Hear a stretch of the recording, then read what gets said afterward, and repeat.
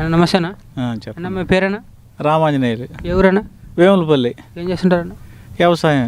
లేదన్నా, ప్రధానంగా చూసుకుంటే ఇప్పుడు వచ్చేసరికి తుఫాను వచ్చింది. సంబంధించినంత వరకు రైతుల్ని ఎవరైనా పట్టించుకున్నారా? రైతుల పరిస్థితి ఎలా ఉంది? దారుణంగా ఉంది. అసలు పట్టించుకునే పరిస్థితి ఏది? ఏం పట్టించుకునేది లేదు. పలకరించిన వాళ్ళు లేడు, ఆఫీసర్ లేడు, ఎవరు అసలు మా దగ్గరికి అంటూ వచ్చిన వాళ్ళు లేరు. ప్రధానంగా చూసుకుంటే ఇప్పుడు వచ్చేసి రైతులకు అండగా ఉంటామని చెప్పి రైతు భరోసా కేంద్రాలు ఏర్పాటు చేసామన్నారు. రైతు భరోసా కేంద్రాల దగ్గర నుంచి ఏమైనా లాభం చేకూరిందా ఇప్పుడు ఇంతవరకు? అదేవిధంగా రైతు భరోసా కేంద్రాల్లోనే పంట వేసుకున్న దగ్గర నుంచి పంట అమ్ముకునేంత వరకు వీలుగా రైతు భరోసా కేంద్రాలు ఉంటాయన్నారు. ఎలా ఉంది రైతు భరోసా కేంద్రం? ఏం భరోసా? వాళ్ళు ఒక రేటు చెబుతారో, ఇక్కడికి వెళ్ళండి అంటారు, అక్కడికి వెళ్ళండి అంటారు, లేకపోతే ఇక్కడికి వెళ్తే ఆ మిల్లుకి వెళ్ళండి. మా ఆడేం మిల్లుడు మాకు వద్దు అంటాడు. ఇప్పుడు మరి ఇంకా రైతు ఏం చేయాలి? అసలు మమ్మల్ని పట్టించుకున్నాడు లేడు. ప్రధానంగా చూసుకుంటే ఇప్పుడు వచ్చేసరికి పంట కొనుక్కునేందుకు వీలు అని ఉంటుంది. ఇదే విధంగా చూసుకుంటే ఇప్పుడు వచ్చేసరికి దగ్గర దగ్గర ఒక 10 రోజుల పైన అయిపోతుంది తుఫాను కూడా వచ్చి. సంబంధించినంత వరకు చంద్రబాబు గారి హయాంలో ఉంటే పంట మొలకలు వచ్చినా కొనే పరిస్థితి ఏర్పడేది.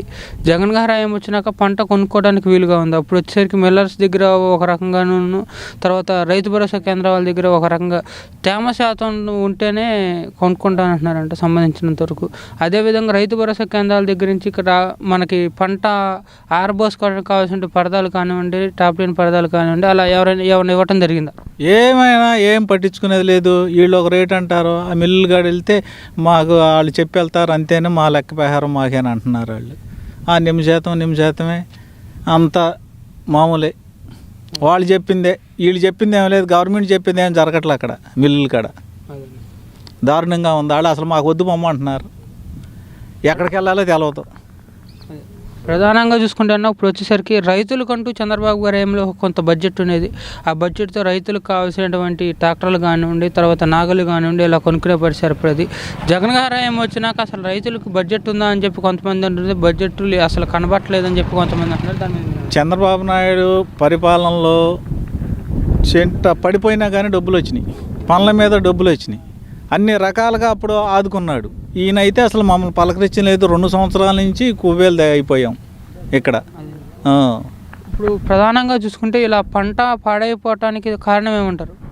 డ్రైనేజీలు తవ్వితేగా. అసలు డ్రైనేజీలు పట్టించుకునే పనే లేదు. అది పరిస్థితి. దారుణంగా మురుగునీళ్ళు వెళ్ళగా మునిగిపోయి కష్టాలు. ప్రధానంగా చూసుకుంటే మన రాష్ట్రంలోనే ఎక్కడా లేనంత విధంగా రైతులందరూ ఆత్మహత్యలు చేసి చనిపోతున్నారని చెప్పి ఎన్సీఆర్బీ ర్యాంకింగ్ ప్రకారం తేలింది. ఈ ఆత్మహత్యలు గల కారణం ఏమంటారు?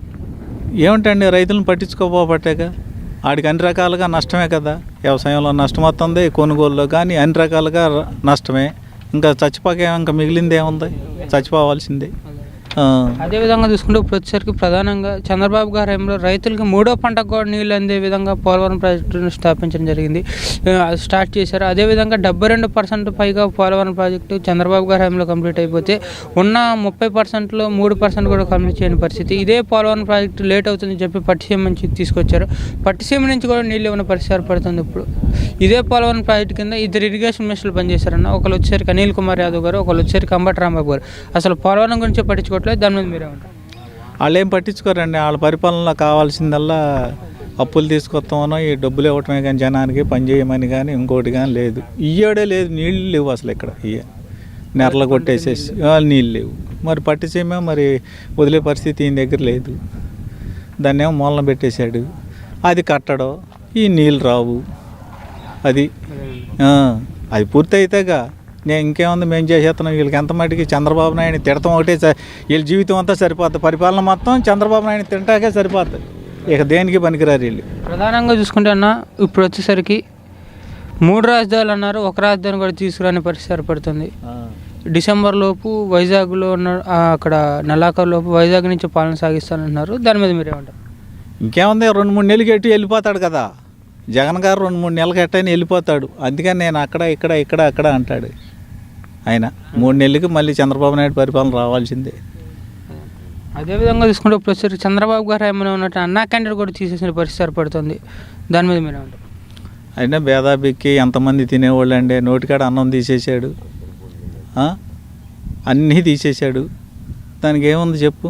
తను పేరైనా పెట్టుకోవచ్చు కదా, ఆ క్యాంటీన్ల మీద ఈయన పేరు వేసుకుని అయినా జనానికి ఆ భోజనం పెట్టచ్చు, అది కూడా తీసేసాడు కదా. ప్రధానంగా చూసుకుంటే ఇప్పుడు వచ్చేసరికి నాడు నేడు కింద ప్రతి ఒక్క స్కూల్ని బాగు చేస్తున్నారు. సంబంధించినంత వరకు మీ గ్రామాల్లో నాడు నేడు కింద స్కూల్ ఏమైనా బాగు చేయడం జరిగిందా? దాని మీద మీరేమంటారు? నిజమేనండి, 40 మంది 30 మంది పిల్లలు లేరు అక్కడ. అంతంత ఖర్చు పెట్టి చేశాడు, పారిగోళ్ళు కట్టించాడులే.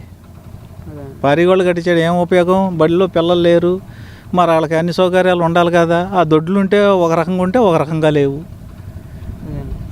అదేవిధంగా చూసుకుంటే ప్రతి ఒక్క అమ్మకి అమ్మ అకౌంట్లో అమ్మఒడి వేస్తారన్నారు.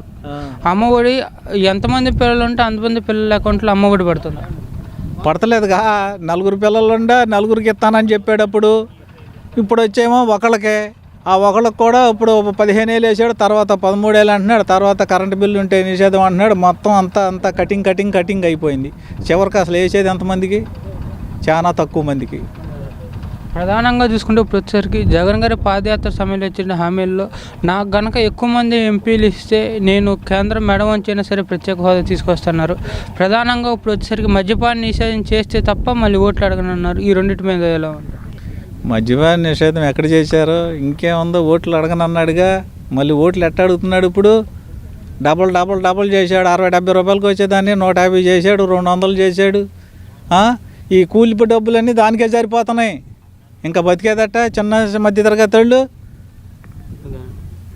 ప్రధానంగా చూసుకుంటే ఇప్పుడు వచ్చేసరికి మన రాష్ట్రంలో ఉన్నటువంటి ఎమ్మెల్యేలు కానివ్వండి, మంత్రులు కానివ్వండి ఎలా పనిచేస్తారని మీ అభిప్రాయం? ఎలా పనిచేస్తున్నారంటే బాగా వాళ్ళ వరకు వాళ్ళు చూసుకుంటున్నారు. ఈ రోడ్లు కానీ ఇంకొకటి కానీ వాళ్ళు చేసేది ఏమీ లేదు వాళ్ళ పరిపాలన. నిరుద్యోగుల పరిస్థితి ఎలా ఉందంటారు? చంద్రబాబు గారి హయాంలో అయితే నిరుద్యోగులకి నిరుద్యోగ భృతి అని చెప్పి 2000 రూపాయలు ఇచ్చేవాళ్ళు. జగన్ గారి హయాం వచ్చినాక ప్రతి ఏటా జాబ్ కరెంట్ ఓపెన్ చేస్తానన్నారు. డిఎస్ఏ కాదు, మెగా డిఎస్ఏ ఇస్తున్నారు. అసలు నిరుద్యోగుల పరిస్థితి ఎలా ఉంది ఇప్పుడు? నాకు 2 అబ్బాయిలు ఉండారు, ఎంసీఏ ఎంటెక్ చేసి ఉండారు. ఇప్పుడు 4 సంవత్సరాలైనా ఏదీ లేదు, తీసి వాళ్ళు నానా బాధలు పడుతున్నారు. ఇంకే వాళ్ళకి నిరుద్యోగ భృతి లేదు, ఈ జాబ్ క్యాలెండర్ లేదు. అట్టా ఏం చేస్తారు? రోడ్లమ్మ తిరుగుతున్నారు. ప్రధానంగా చూసుకుంటే ప్రస్తుతం నిత్యావసర వస్తు ధరలు కూడా బాగా పెరిగిపోయినాయి. సంబంధించినంత వరకు రైతు కానివ్వండి, పేదవాడు కానీ, మధ్యతరగతి వాడు కానీ ఎలా బతకాలని చెప్పి ఆలోచించే పరిస్థితి. ఉప్పు నుంచి పప్పు వరకు, కరెంటు నుంచి పెట్రోల్ వరకు అన్నీ పెరిగిపోయినాయి. దాని మీద మీరు కరెంటు అతి వరకు 200-300 బిల్లు వచ్చేది, ఇప్పుడు 600-700 అట్టా వస్తుంది. ఏంటి అంటే అంతే పెరిగింది అంటున్నారు, పెంచుకుంటా పోతున్నారు. మేమేం చేయాలి చెప్పు?